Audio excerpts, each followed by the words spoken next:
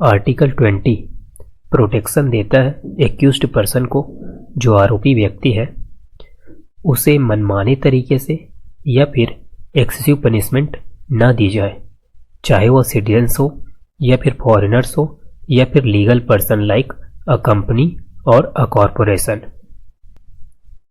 किसी भी आरोपी व्यक्ति को मनमाने और अत्यधिक दंड एक्सेसिव पनिशमेंट के विरुद्ध संरक्षण प्रदान करता है।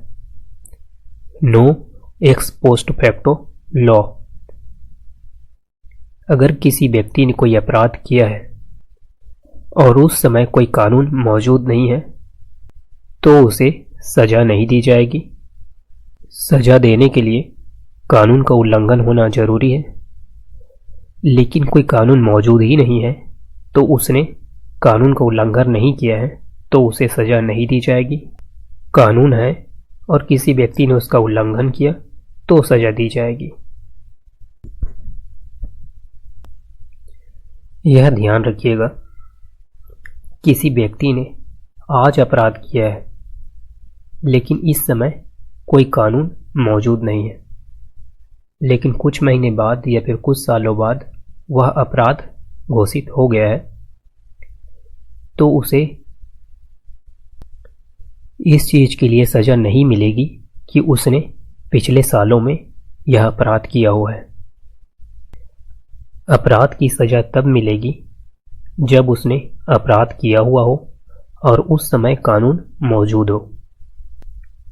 हम क्रिमिनल लॉ के बारे में बात कर रहे हैं और सिविल लायबिलिटी टैक्स, इसे पीछे के सालों में जाकर इम्पोज किया जा सकता है, लेकिन जो क्रिमिनल लॉ है इसमें नहीं किया जा सकता। पिछले के सालों में जाकर आपको सजा नहीं दी जा सकती, यह केवल क्रिमिनल लॉस में है। सिविल लायबिलिटी और टैक्स इसमें नहीं है, तो यह बात आप ध्यान रखिएगा। Under this provision can not be claimed in case of preventive detention और demanding security from a person. Preventive detention में हमें आशंका होती है कि इस व्यक्ति से पब्लिक सेफ्टी या फिर सिक्योरिटी पे कोई असर पड़ सकता है, तो उसके लिए हम उसे रोकते हैं, पहले ही प्रिवेंट करते हैं, जिससे वह पब्लिक सेफ्टी या फिर सिक्योरिटी को हानि न पहुंचा सके। No double jeopardy. No person shall be prosecuted and punished for the same offense more than once। किसी व्यक्ति को किसी अपराध के लिए हिरासत में लिया गया, कोर्ट में उसका ट्रायल हुआ और उसको सजा दी गई।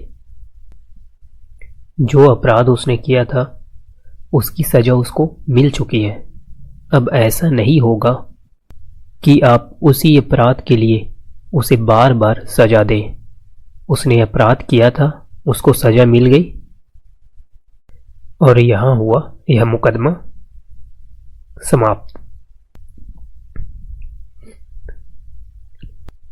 और प्रोटेक्शन अगेंस्ट जेओपार्डी केवल न्यायालय या न्यायिक न्यायाधिकरण के समक्ष कार्यवाही में ही उपलब्ध है। विभागीय या प्रशासनिक प्राधिकारियों के समक्ष कार्यवाही में उपलब्ध नहीं है, क्योंकि यह न्यायिक प्रकृति के नहीं है। No self incrimination. किसी भी अपराध के आरोपी व्यक्ति को खुद के खिलाफ विटनेस बनने के लिए बाध्य नहीं किया जाएगा,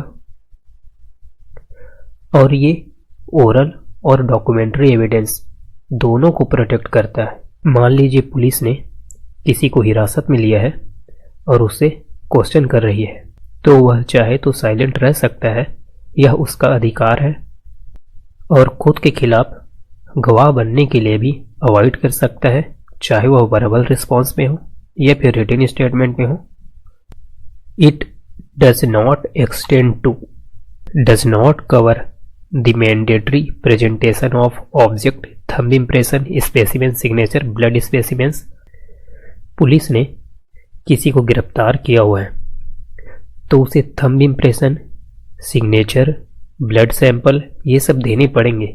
पुलिस अपना काम करेगी, उस व्यक्ति को जो अधिकार मिले हुए हैं वह तो रहेगी ही, साथ ही पुलिस भी अपना काम करेगी।